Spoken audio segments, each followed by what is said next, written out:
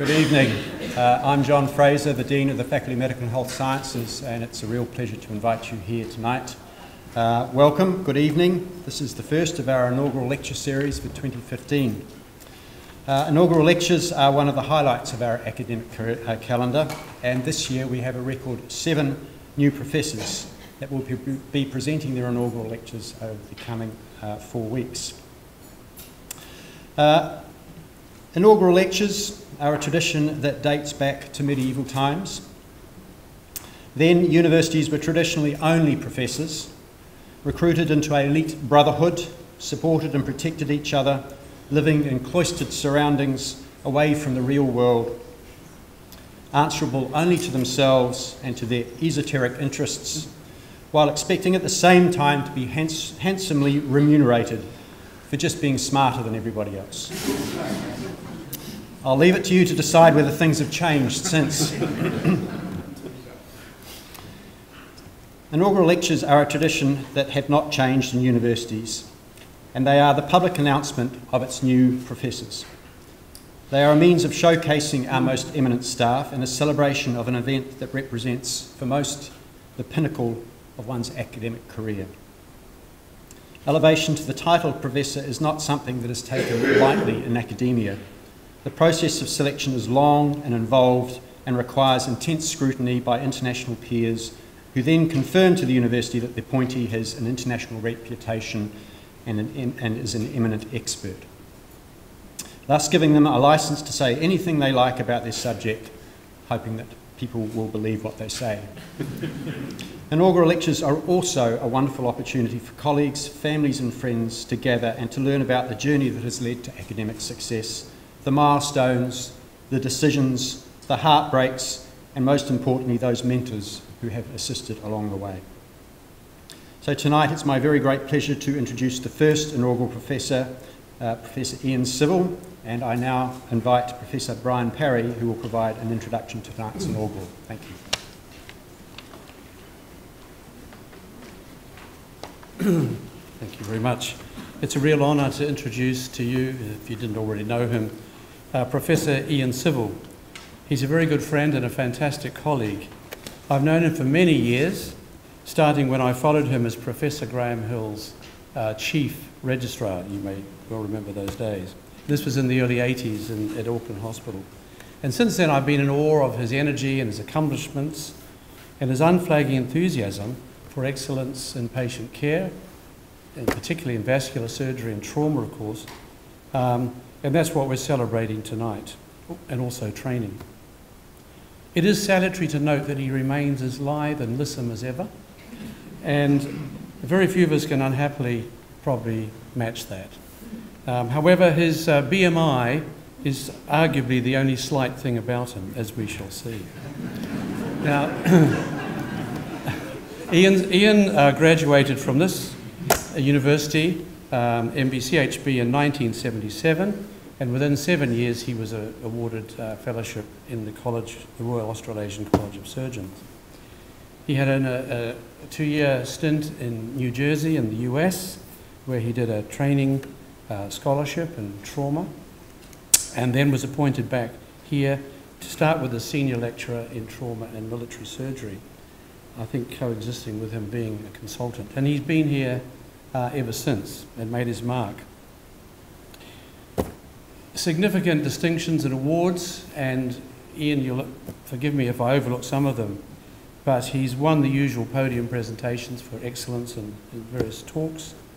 He's had a certificate of merit for teaching in the college, and he's also a member of the Most Excellent Order of the British Empire, MBE. He's got a couple of medals, distinguished medals from the college as well, who he's served so well. And he's another significant part of his work and his life has been in St John, where he's been made an officer, commander, and more recently a Knight of Grace. And we've got hints there of what his passion has been, and this is illustrated with what follows, I guess. He's been members and chairs of multiple professional societies and community service organisations and others. Northern Regional Trust Board Deputy Chair. He's been President of the Auckland Medico-Legal Society, Northern Clinical Training Network. He's been the chair of that. He's been the chair of the training committee of the New Zealand Association of General Surgeons. He's worked for the Ministry of Civil Defence on the planning committee, medical practitioners disciplinary tribunal on the right side of that, and he's been president of many trauma societies, both local and international, and interestingly, president of the Association for the Advancement of Automotive Medicine. So he's worrying how you're driving home tonight. He's legendary in teaching. He's always bumping me out of the lecture theatre when he's coming in to give his famous trauma symposium to our fourth year students, because I always run over a little, and he corrects my mistakes in IV fluid therapy. He's also involved in clinical teaching of the Triage, exams for the fifth years, and the vocational training program as well. In fact, that's where he really shines. He's somehow managed to write 118 peer-reviewed journals at last count with a high citation index. He's got mouth-watering amounts of money for research, which tends to annoy academics who work a lot harder and arguably got more time to win that money. He's given or written important editorial reviews, 40 or 50 of those, sections and books, and about 150 invited lectures, many of these prestigious and named lectures and inaugural lectures at various things. So in sum, Professor Civil has achieved excellence in clinical surgery, clinical research, undergraduate and postgraduate teaching, professional training, surgical leadership and community service. And he's still in love with his wife after all these years, and his family adore him. He's a generous mentor to dozens of young surgeons. His opinion is sought and highly regarded by politicians, health leadership, both locally and centrally in New Zealand and overseas perhaps. And all this is done with charm and wit. He holds all his accomplishments lightly and modestly. He's most unworldly in terms of going for higher honours. In fact, I've been at him for years to get to this point when I was, had some say, but no, he's a man of high integrity and ability, and I honour you, Ian. I congratulate you on this very natural recognition by the University of Auckland to be a professor in the Faculty of Medical and Health Sciences. Looking forward to your talk. Well, it's a huge pleasure and a great privilege to be able to give this talk.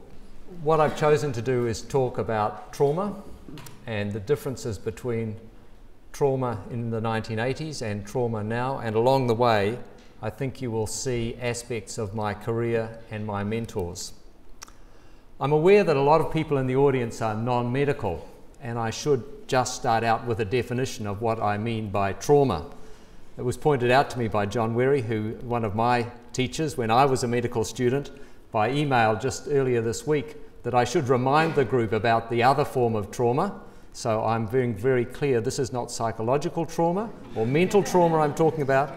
I'm talking about trauma being physical injury caused by energy transfer, and there are the common sorts: blunt trauma, penetrating trauma, and burns.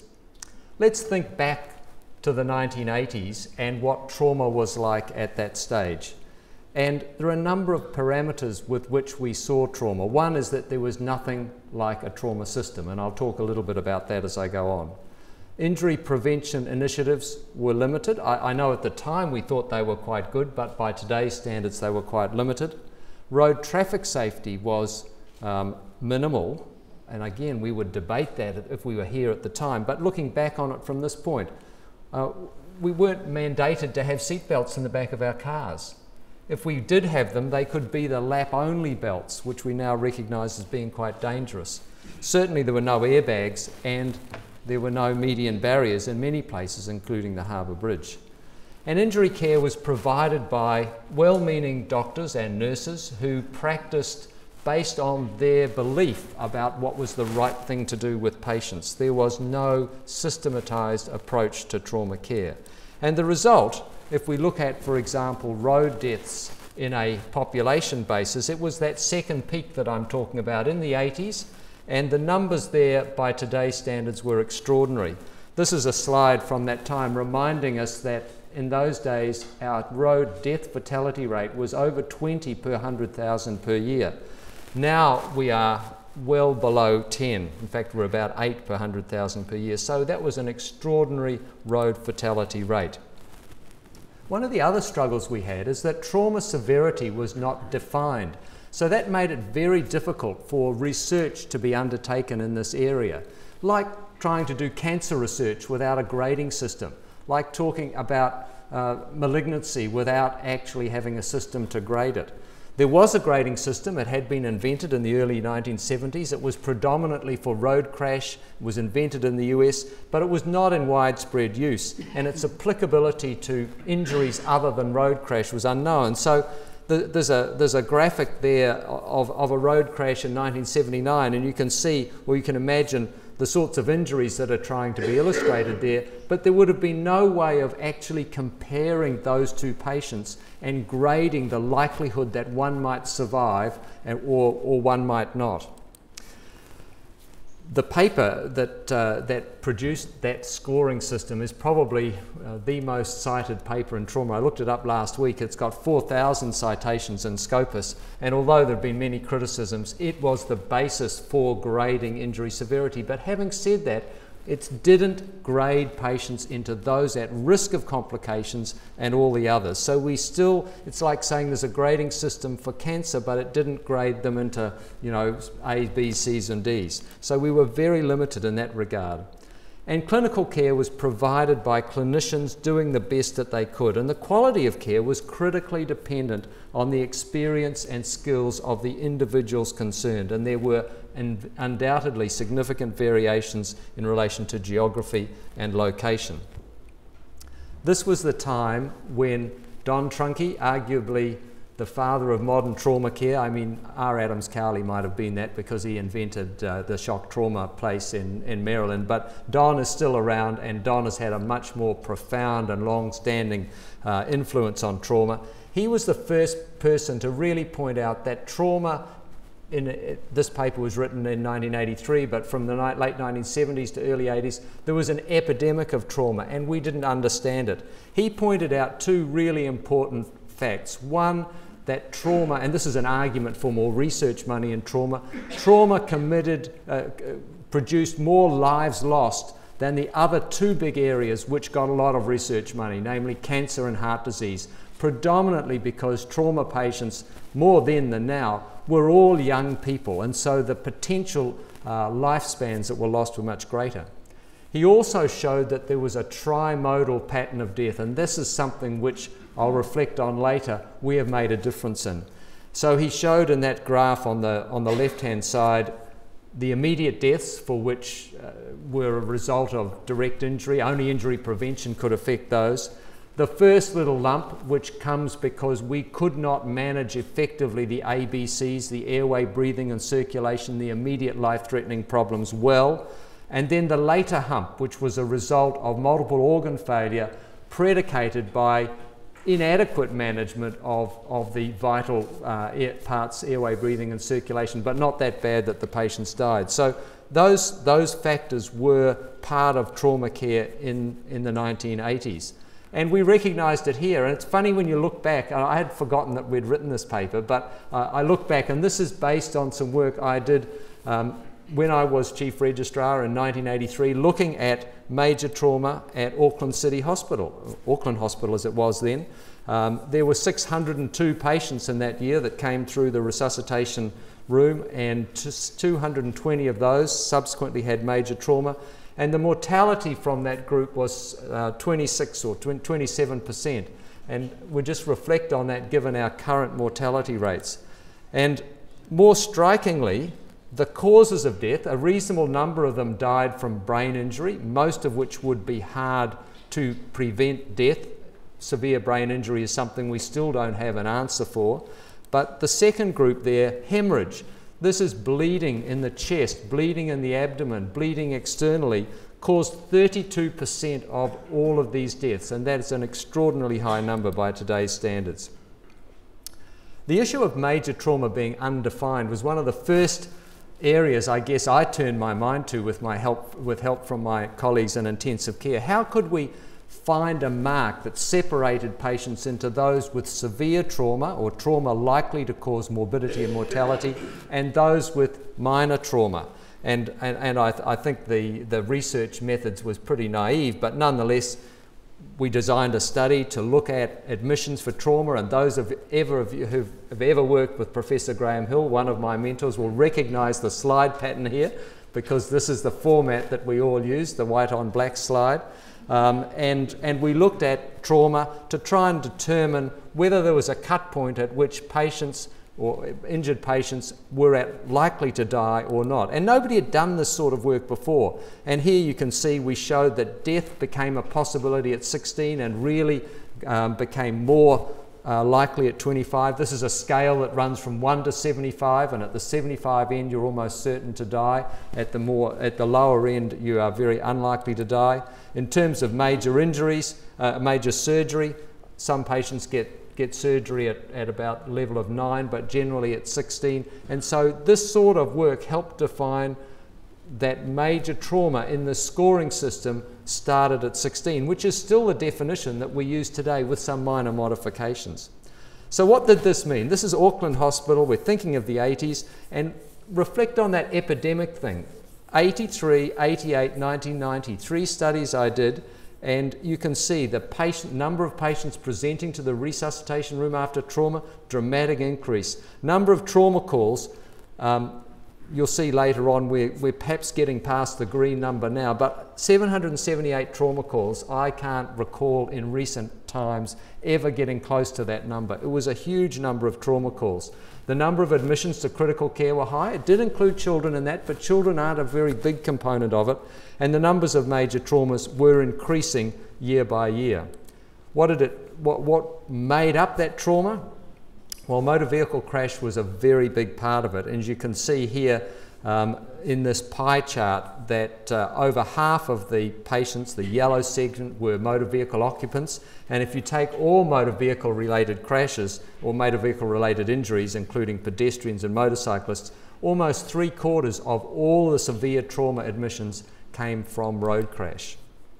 What did it look like? Well, it looked a little bit like this. That's a resus room at Auckland Hospital in the 1980s.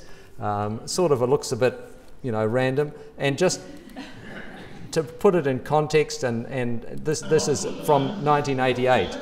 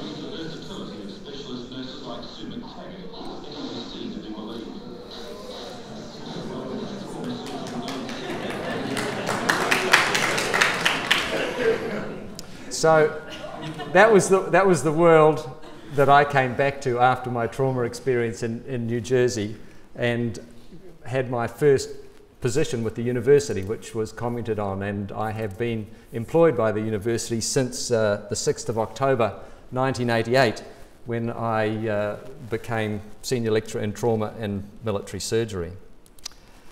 So just for the non-medical people, I think a couple of definitions, or a few definitions, just what is a trauma system and what are some of those 4-letter acronyms.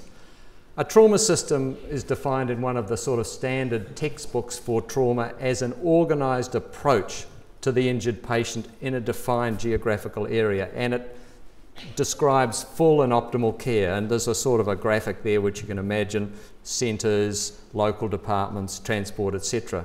Another way of describing it's in that second definition. It embraces the whole spectrum of injury, from the trivial to the catastrophic, from the moment it occurs to the time of full recovery. So the full spectrum, and it makes reference there to the geographic areas, which I think is particularly relevant today as we have introduced some national destination policies that make sure patients get to the right place at the right time, which is the key of a functioning trauma system. And some of the things that are part of that, obviously, a coordinating function, data collection, retrieval services, emergency departments, specialised hospital services, audit and quality assurance, and rehabilitation. ATLS stands for Advanced Trauma Life Support, and it's a course that was initiated after a light plane crash in Nebraska, claimed an orthopaedic surgeon's family. He himself was injured, and he felt that there needed to be some way of getting a more organised approach to the care of individuals. So in his particular situation, the clinicians involved in the care did not have an approach that resulted in a good outcome. And he designed, together with the Lincoln Medical Education Foundation, a course which is now run over 60 countries. It's been run in this part of the world for about 25, and over 1 million doctors have been trained.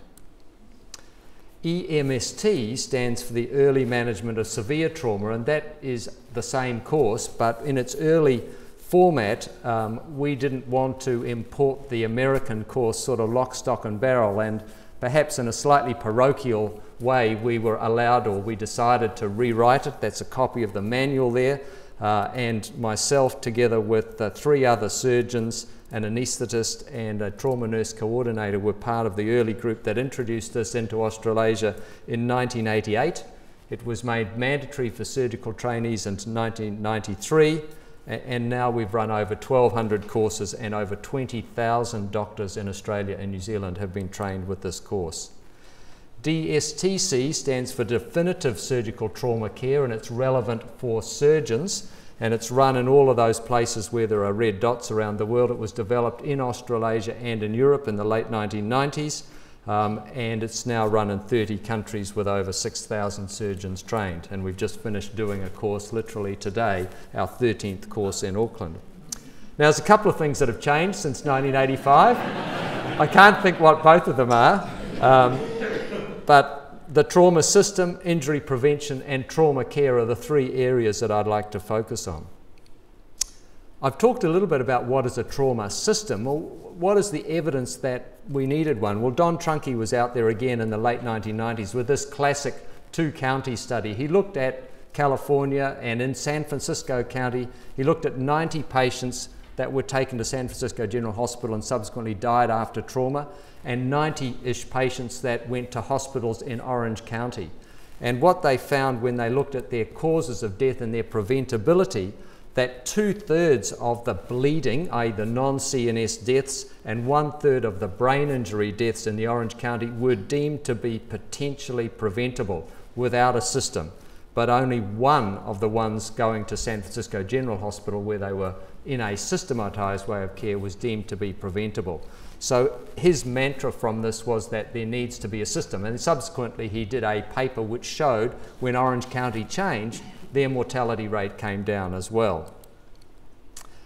Looking at longitudinally, Charlie Mock, Alan McKenzie and others reviewed trauma systems generally in the late 1990s, and they commented there are no randomised controlled trials in this area. Most of the evidence is level 3 at best, but whichever way you look at it, and Don Trunke's study was a panel study, but there are other ways of looking at it, they all showed a significant reduction in deaths when there is a system that works. Does it work locally? Well, in Victoria, they had a report in the late 90s and introduced a trauma system in 2000, which is a very effective exemplar for us in most other areas of Australasia. And looking at their results from 2001 to 2006, they showed that the mortality rate dropped to nearly only 60% in 2006 compared to what it had been in 2000. And following this data on, it's now down to 40% of what it was in 2000. So there is some evidence that trauma systems do work. So what happened in New Zealand? Well, at the beginning of the 90s, we were very optimistic. We sort of became a bit neutral, and then we became a bit pessimistic, but now we've become a bit more optimistic again. How did it all start? Well, sadly in New Zealand, we have to wait for a disaster before we fix things, and it's problematic. But this journey started with a sentinel case, and I am aware that it's very bad to use the word journey in America in World Cup rugby years. So this is only relating to this particular process. This young woman fell from a horse. She was taken to a provincial hospital. She had a hemothorax. Parents were reassured. She suddenly collapsed and died, and she had a massive hemothorax. And the parents questioned whether, if the patient had been taken, their daughter had been taken to a bigger hospital, whether in fact she would have got better care or would have survived. And they took their complaint, well, they went to the health, this is in the days before the HDC, they went to the health department. They wanted a royal commission, and fortunately the health department convinced them that that wouldn't have been as productive as something might make a difference to care to other people. And they commissioned the College Trauma Committee to write a set of guidelines, which are those on the left in blue, completed in 1994. Very similar to a document in Australia in the middle, which was written about the same time, and the American College of Surgeons, what they call the Gold Book, which contains the elements of the requirements for good care. And this is the current version of that book, which was republished most recently in 2012, and it defines some of the things you need, both the physical things and the people things that you need to have a good system. So that was a good start. And things got better in the sense that under a government in 1999, that's Wyatt Creech, a roadside to bedside policy was put out, and this aimed to produce a 24-hour clinically integrated acute management system for New Zealand. Probably this overreached things, because this was designed to deal not only with trauma, but medicine, acute surgery, psychiatry, and acute obstetrics. And the parameters, the complexity of that probably got beyond things. And although this was a great document, you can see it's got that same sectoral chart that indicates, you know, a systematized approach. It didn't in most areas really develop into anything constructive. And it took another sentinel event in another area to really get some development. And in the Midland area, there was an event. It went through the HDC and the coroner, and this was a stimulus to a forward-thinking CEO, supported by some clinicians, establishing a trauma system, not only in the hospital, not only in Waikato Hospital, but in the region. And this has been running for a number of years now, and I'm delighted that Grant's here in the audience today, because the Midland Regional Trauma System has been running and producing the sort of results that could be produced nationally if we had a good running national system. But it only happened in Midland, and as you can see from this editorial, I got a bit desperate and annoyed by this stage and started writing things that suggested that if we didn't do something nationally soon, we would miss our opportunity to ever do it. We were given our chance. We presented to the Quality Improvement Committee, Grant and I, and although that was disbanded shortly afterwards, as often happens when one presents to a government committee, you find it goes out of action. We were given our time with the National Health Board, and as a result we got major trauma. You see it just sneaked over the line, a bit like a medical student getting sort of 51% where the pass rate's 50. We just got over the line and got a tick to be one of those services proposed for national service improvement. And as a result, we have got to form the Major Trauma National Clinical Network, which came into place in 2012. And the purpose and role of this is to provide leadership and oversight and to produce a consistent approach to trauma care in New Zealand. And so we have at least the kernel to that. These are some of the terms of, well, these are the terms of reference, and I've highlighted two of those. In particular, the one that says providing advice on monitoring and auditing of major trauma and informing continuous quality improvement. Now, you can't do quality improvement unless you have data, and this has been one of the focuses of the Major Trauma Network, and indeed it should be the focus of anyone that's interested in result in trying to get quality.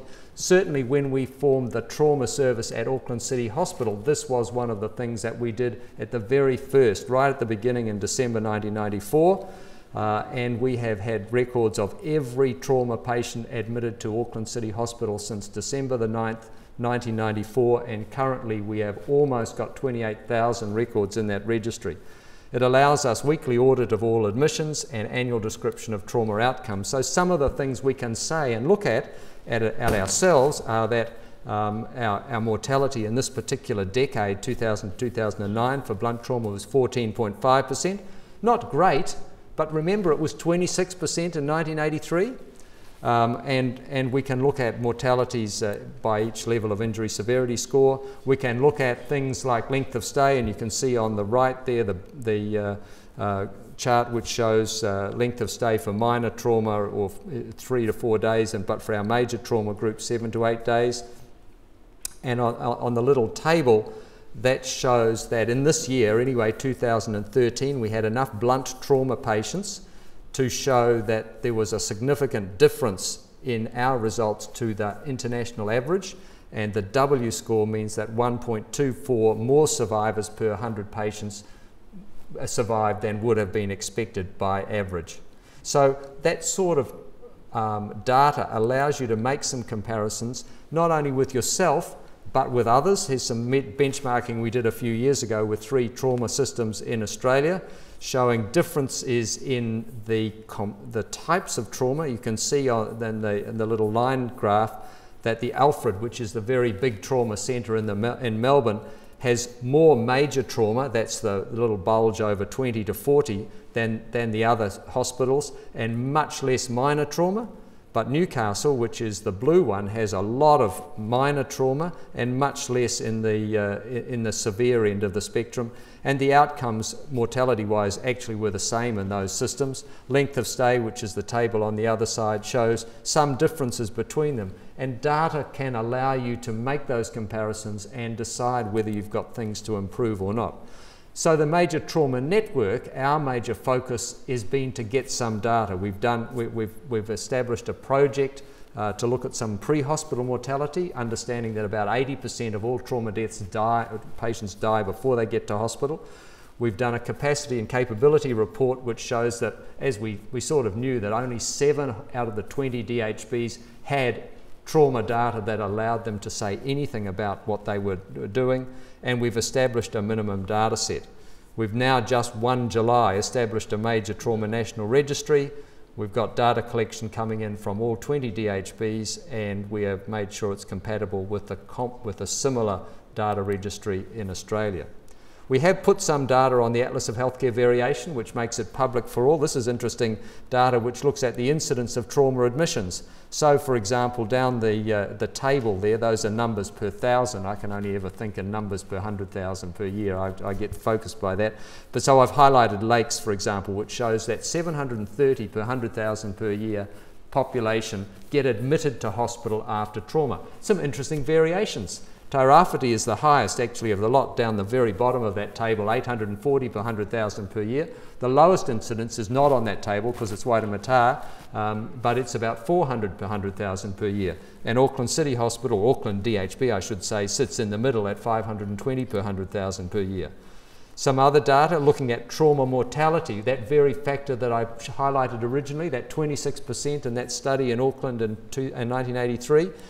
We have only data in this from the 7 hospitals that had some information, but here you can see numbers are all around 11, 9, 8, 11%. They've highlighted Bay of Plenty, 8% of major trauma mortality. The highest on that list is about 11%. A couple of the other things that have come out of the network, a triage policy which is in place, which is designed to get patients to the right place at the right time, and spinal cord injury destination policy, which we have also been associated with promoting to make sure that very small number of patients, probably less than 100 a year, who have paraplegia or quadriplegia after an injury get as quickly as possible to the spinal cord injury centres that can perform surgery, and if there is going to be any potential for recovery, either partial or complete, they can get it, and that's in place as well.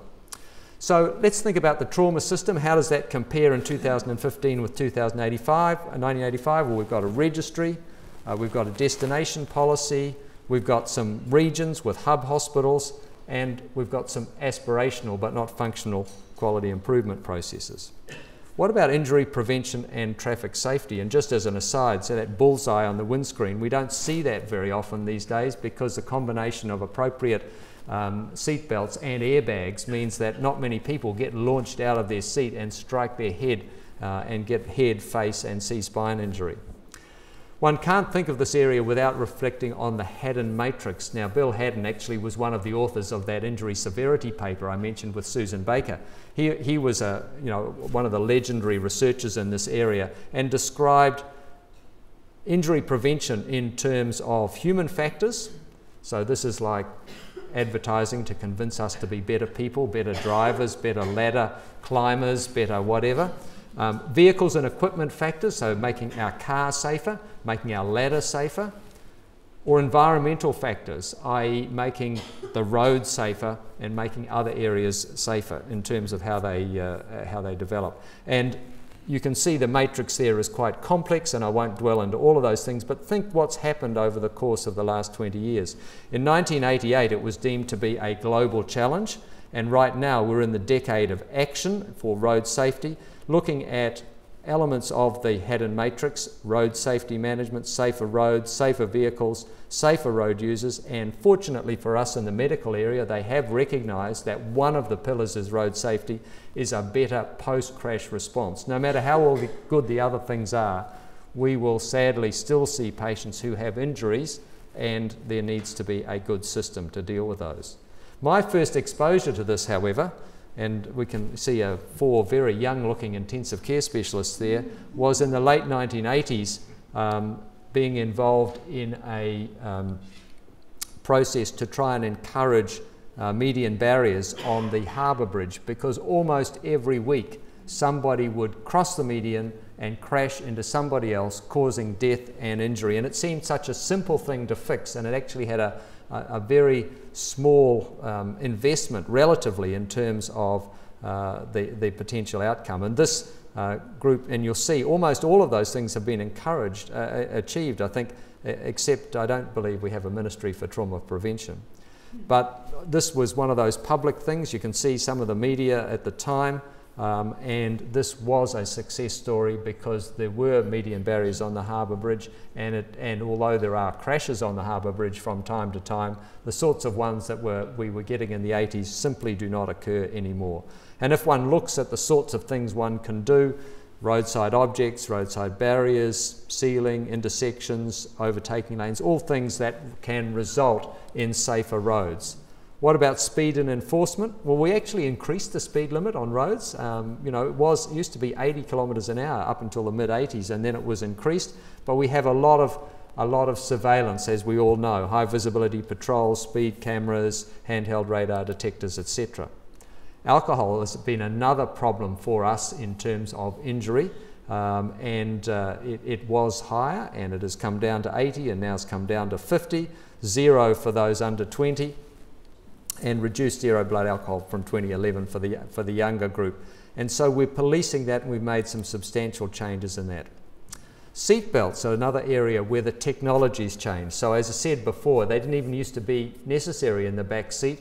Now they're not only necessary for new cars, but they need to be 3-point restraints. We used to see this not uncommonly. This is a seat belt sign in a patient that's been wearing a lap-only belt, and it is across the middle of their abdomen, and they have, as a result, had a small bowel injury, a mesenteric tear, and this is dead intestines which have developed as a result of that injury. So one can argue, was it better than nothing? Well, it possibly was better than being ejected and getting a head injury, but it certainly was not the best form of restraint, and that fortunately has been phased out. Our seat belts have improved dramatically, both in terms of their function, and this is something that I first learned about when I was part of that organisation that Brian mentioned, the Association for Advancement of Automotive Medicine. Fascinating learning about the engineering changes in cars that resulted in a safer driving environment. Be remiss of me not to mention the activities of our children's safety group, because there's been a lot of activity in improving child safety.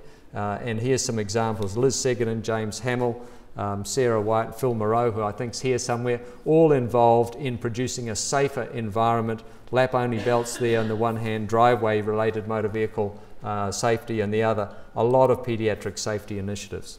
So how does our road safety environment compare? Well, I think it is dramatically better, and that you'll see that in the results I'll show for the current year outcomes. Child restraint, safer cars, better road design, median barriers, lower alcohol, and more stringent enforcement. And finally, what about a systematized approach to care? What about care providers? Well, this is the orthopedic surgeon, Jim Steiner, who was the one who survived that plane crash, who said the statement that's on the left there: when I can provide better care in the field, something is wrong and it has to be changed. And he did change it.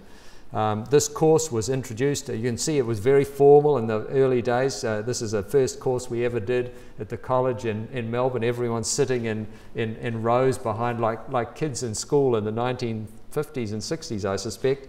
The course was made available in Australasia, and we trained who we thought were the key leaders. Interestingly enough, the very people selected for the first course, who were at the time, virtually none of those had any subsequent involvement in trauma. It was all the people we didn't select that put their own hands up for the second, third, fourth and fifth courses that made a difference. And the ones that were picked from the top and elbow tapped and shoulder tapped did not actually produce much. There's a younger Ian Civil teaching on this course.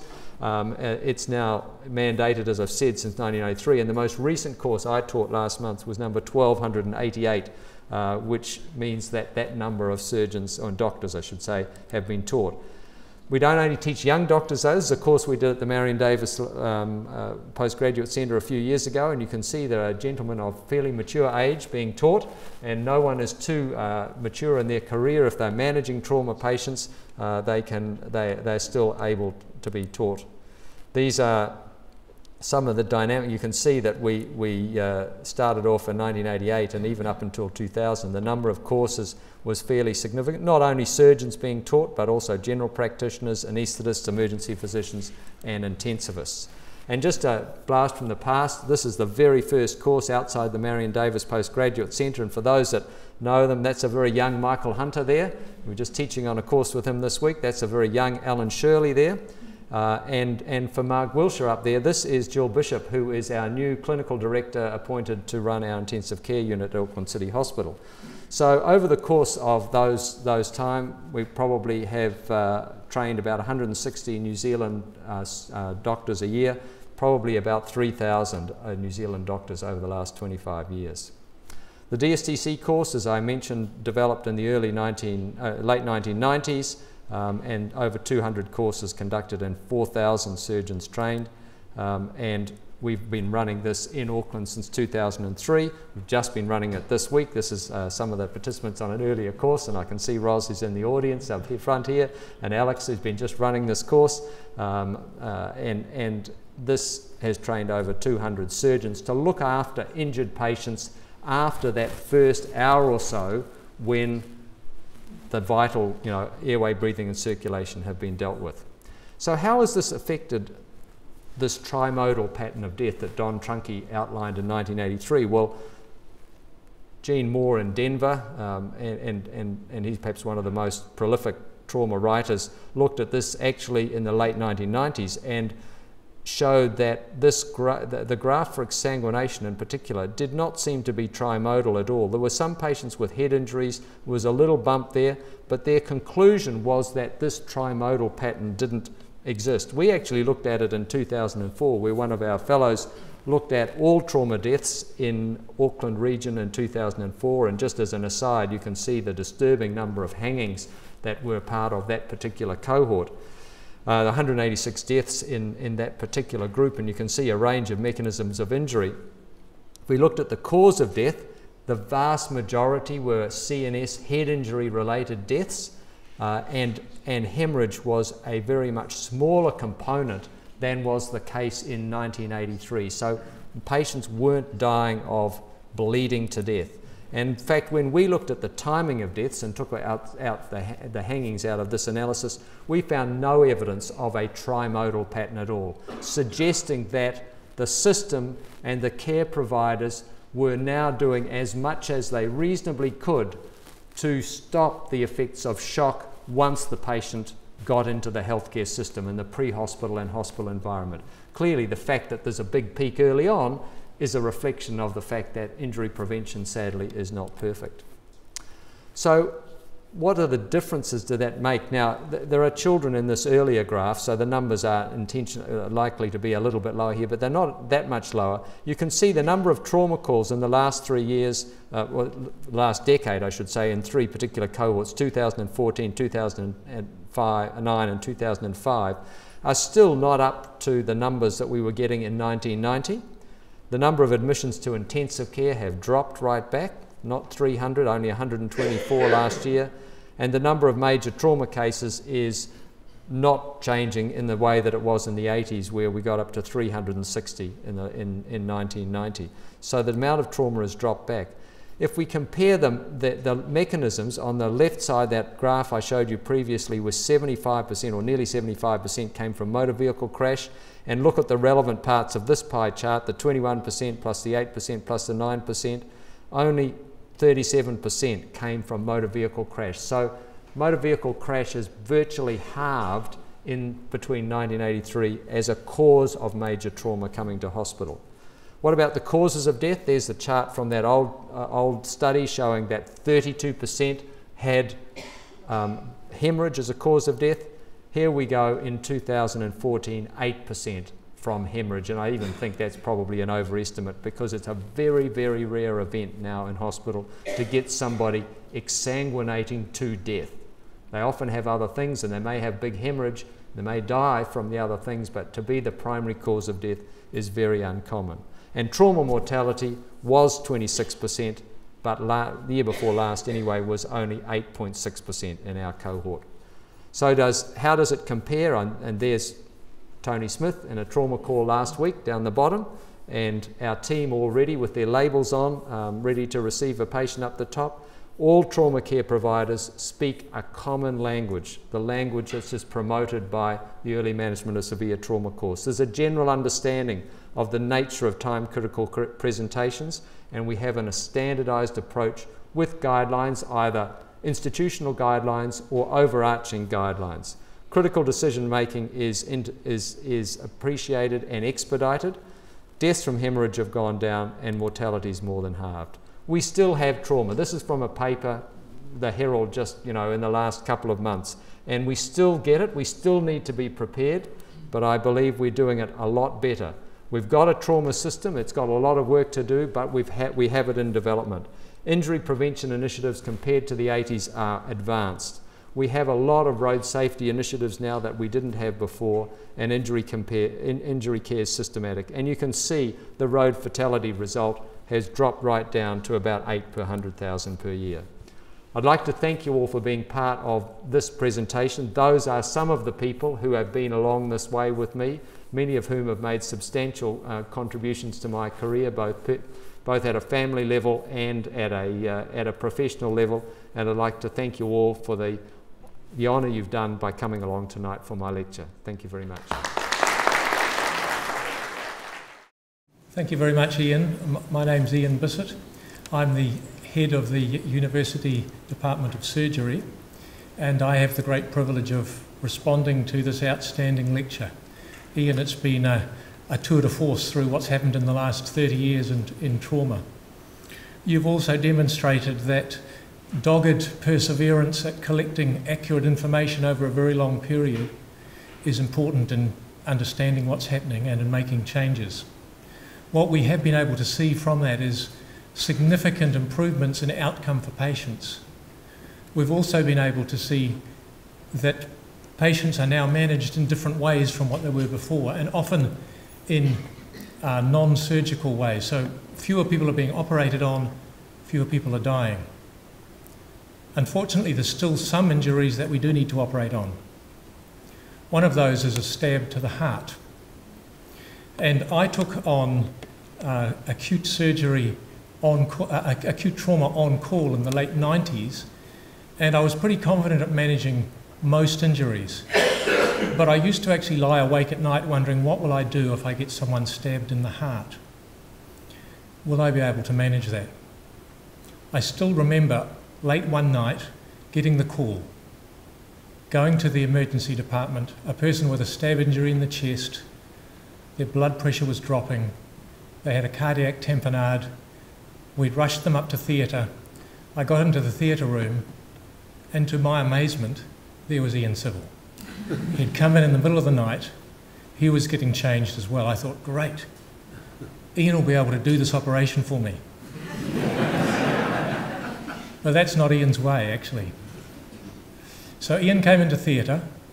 He didn't scrub up. He stood in the background. I scrubbed up. I opened the chest.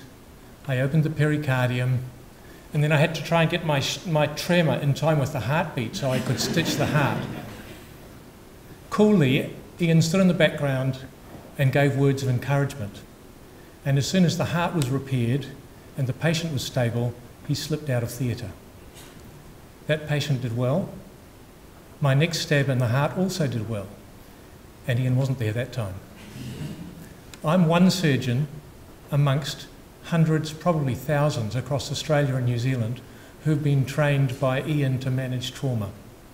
I don't think it's an exaggeration that every surgeon in New Zealand who manages trauma has been taught by Ian Civil. Because of Ian, we are now safer in New Zealand than we were 30 years ago. And I'd like you to join me in thanking him for this amazing lecture.